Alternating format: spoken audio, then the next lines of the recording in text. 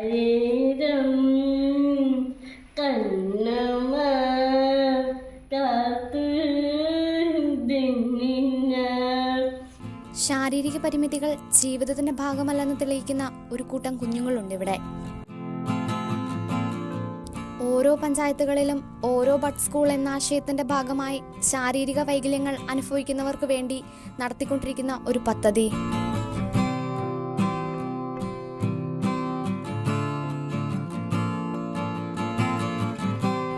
വീടുകളിൽ നിന്ന് സ്കൂളുകളിലേക്ക് വരുന്നത് മുതൽ അവരുടേതായ ലോകത്തിൽ കളികളും ചിരികളും തെറാപ്പികളുമായി പുതുജീവിതത്തിലേക്കുള്ള നടന്നുകയറ്റത്തിന്റെ തിരക്കിലാണവർ.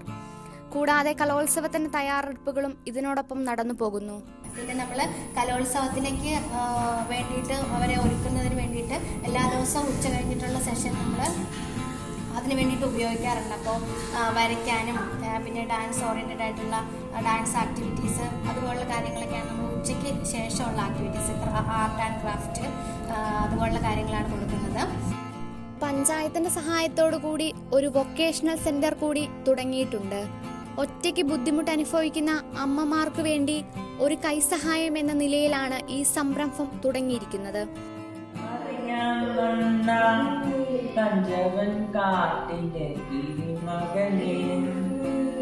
പേന, പേപ്പർ, നോട്ട്പാഡ് എന്നിവയുടെ നിർമ്മാണമാണ് കനിവ് എന്ന പദ്ധതി. കുട്ടികളുടെ ഉന്നമനത്തോടൊപ്പം അവരുടെ മാതാപിതാക്കളെയും സഹായിക്കുക എന്നതാണ് ഈ പദ്ധതിയുടെ മറ്റൊരു ലക്ഷ്യം.